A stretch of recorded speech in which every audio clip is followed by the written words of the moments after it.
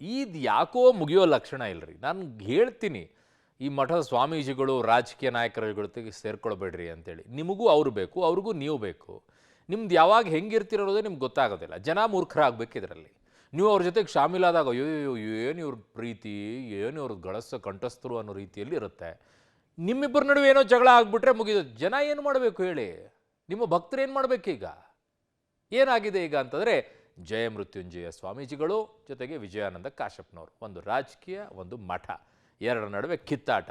ಭಕ್ತಾದಿಗಳು ಬಾಯ್ ಬಡ್ಕೊಳ್ಬೇಕು. ನೋಡಿ ಸ್ಟೋರಿಯನ್ನು. ಜಯಮೃತ್ಯುಂಜಯ ಸ್ವಾಮೀಜಿ ಉಚ್ಚಾಟನೆ ಫಿಕ್ಸ್. ಪಂಚಮಸಾಲಿ ಪೀಠಕ್ಕೆ ಹೊಸ ಸ್ವಾಮೀಜಿ ನೇಮಕ.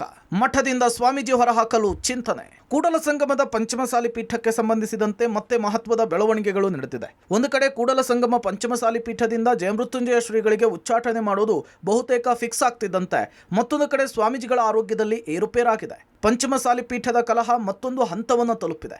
ಇತ್ತೀಚೆಗಷ್ಟೇ ಪಂಚಮಸಾಲಿ ಪೀಠಕ್ಕೆ ಬೀಗವನ್ನು ಹಾಕಲಾಗಿತ್ತು. ಇದು ಸಾಕಷ್ಟು ವಿರೋಧಕ್ಕೂ ಕೂಡ ಕಾರಣವಾಗಿತ್ತು. ಆದರೆ ಈಗ ಕೂಡಲ ಸಂಗಮದ ಪಂಚಮಸಾಲಿ ಪೀಠದಿಂದ ಜಯಮೃತ್ಯುಂಜಯ ಶ್ರೀಗಳನ್ನು ಉಚ್ಚಾಟನೆ ಮಾಡುವ ಸೂಚನೆ ಸಿಕ್ಕಿದೆ. ಪಂಚಮಸಾಲಿ ಟ್ರಸ್ಟ್ ಅಧ್ಯಕ್ಷ ವಿಜಯಾನಂದ ಕಾಶ್ಯಪ್ಪನವರು ಮಾತನಾಡಿ ಜಯಮೃತ್ಯುಂಜಯ ಸ್ವಾಮೀಜಿ ಉಚ್ಚಾಟನೆಯ ಸೂಚನೆ ಕೊಟ್ಟಿದ್ದಾರೆ.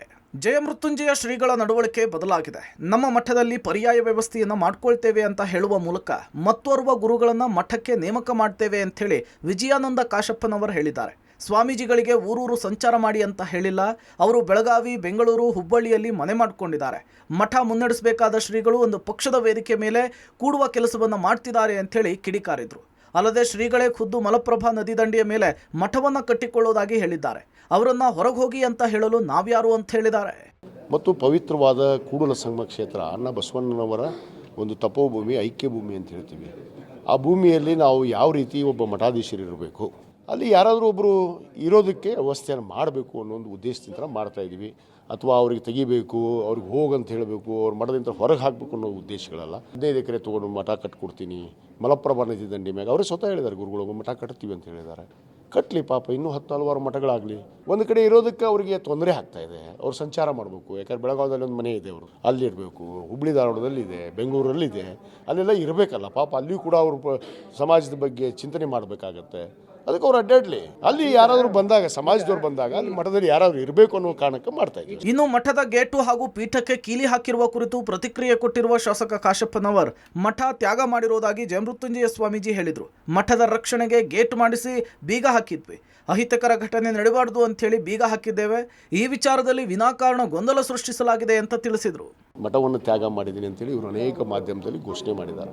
ನಾವು ಮಠ ತ್ಯಾಗ ಮಾಡೀನಿ, ಮಠದಲ್ಲಿ ಇರೋದಿಲ್ಲ ಅಂತ. ಅವ್ರಿಗೆ ಮಠ ಕಟ್ಟುವಂಥದ್ದು ಉದ್ದೇಶ ಇಲ್ಲ, ಧರ್ಮ ಕಟ್ಟುವಂಥದ್ದು ಉದ್ದೇಶ ಇಲ್ಲ. ಆ ಉದ್ದೇಶಗಳನ್ನು ಕಳ್ಕೊಂಡ ಮೇಲೆ ನಾವು ಈ ಒಂದು ನಿರ್ಧಾರವನ್ನು ಮಾಡಬೇಕಾಗಿದೆ. ಯಾಕಂದರೆ ಮಠದಲ್ಲಿ ಇರಬೇಕು. ಮಠ ಅಂದಮೇಲೆ ಏನು, what is the meaning of ಮಠ? ಮಠಕ್ಕೆ ರಕ್ಷಣೆ ಬೇಡವಾ? ಮಠಕ್ಕೆ ಬಾಗಲ ಬೇಡವಾ? ಯಾವ ಮಠ ಆದರೂ ಹಾಗೆ ತೆರೆದಿಟ್ಟು ಅಡ್ಯಾಡ್ತಾರನ್ನು ಸ್ವಾಮಿಗಳು ಒಂದರ ತೋರಿಸ್ರಿ ಈ ರಾಜ್ಯದಾಗ. ಮಠಕ್ಕೆ ಬಾಗಲ ಹಚ್ಚಿದ್ರೆ, ಗೇಟ್ ಹಚ್ಚಿದ್ರೆ ಅದು ಕಾಶ್ಯಪ್ನವರು ಹೊಣೆಗಾರಿಕೆ. ಇವರು 2019 ಮಠ ತ್ಯಾಗ ಮಾಡಿ ಇವತ್ತಿಗೂ ಮಠ ತ್ಯಾಗ ಮಾಡಿ ಅಂತ ಹೇಳ್ತಾರಲ್ಲ, ಮತ್ತು ಮಠಕ್ಕೆ ಯಾಕೆ ಬಂದರು ವಾಪಸ್ ಇವರು? ಸ್ವಾಮೀಜಿ ಉಚ್ಚಾಟನೆಗೆ ನಿರ್ಧಾರ. ಜಯಮೃತ್ಯುಂಜಯ ಸ್ವಾಮೀಜಿಗಳಿಗೆ ಅನಾರೋಗ್ಯ. ಒಂದು ಕಡೆ ವಿಜಯಾನಂದ ಕಾಶ್ಯಪ್ಪನವರು ಸ್ವಾಮೀಜಿ ಬದಲಾವಣೆಯ ಸೂಚನೆಯನ್ನು ನೀಡ್ತಾ ಇದ್ದ ಹಾಗೆ ಮತ್ತೊಂದು ಕಡೆ ಜಯಮೃತ್ಯುಂಜಯ ಸ್ವಾಮೀಜಿಗಳು ದಿಢೀರ್ ಅನಾರೋಗ್ಯದಿಂದ ಆಸ್ಪತ್ರೆಗೆ ದಾಖಲಾಗಿದ್ದಾರೆ. ಶ್ರೀಗಳಿಗೆ ತಲೆ, ವಾಂತಿ ಹಾಗೂ ಎದೆನೋವು ಕಾಣಿಸಿಕೊಂಡಿದೆ. ಹೀಗಾಗಿ ಸದ್ಯ ಬಾಗಲಕೋಟೆಯ ಖಾಸಗಿ ಆಸ್ಪತ್ರೆಯಲ್ಲಿ ತೀವ್ರ ನಿಗಾ ಘಟಕದಲ್ಲಿ ಚಿಕಿತ್ಸೆಯನ್ನು ಕೊಡಲಾಗ್ತಾ ಇದೆ.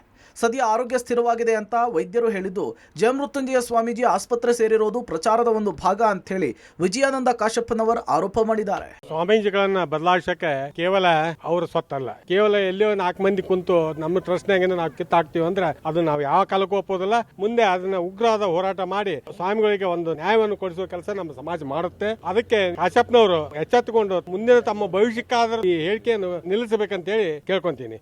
ಗುರುಗಳು ಎಲ್ಲಿದಾರಪ್ಪ ಅಂತ ಕೇಳಿದೆ, ಮಠದಲ್ಲೇ ವಾಕಿಂಗ್ ಮಾಡಕತ್ತಾರ ಅಂತಂದ್ರು. ಮತ್ತು ನೀವು ನೋಡಿದ್ರೆ ಈಗಾಗಲೇ ಹಾಸ್ಪಿಟ್ಲಿಗೆ ಅಡ್ಮಿಟ್ ಆಗ್ಯಾರಂದ್ರು. ನನಗೆ ಇದೇ ಆಶ್ಚರ್ಯ ಆಗುತ್ತೆ. ಅಲ್ರಿ, ಅಲ್ಲ ನನಗೆ ಗೊತ್ತಿಲ್ಲ, ನೀವೇ ಕೇಳ್ರಿ ಅವ್ರಿಗೆ ಏನು ಪಾಪ ತ್ರಾಸ ಹೇಳಿದ್ರು. ಒಟ್ನಲ್ಲಿ ಪಂಚಮಸಾಲಿ ಪೀಠದ ಕಲಹ ಕ್ಲೈಮ್ಯಾಕ್ಸ್ ಹಂತವನ್ನು ತಲುಪಿದೆ. ಜಯಮೃತ್ಯುಂಜಯ ಸ್ವಾಮೀಜಿ ಹೊಸ ಪೀಠವನ್ನು ಸ್ಥಾಪನೆ ಮಾಡ್ತಾರಾ ಅನ್ನೋದು ಈಗಿರುವಂತಹ ಕುತೂಹಲವಾಗಿದೆ. News desk, public TV.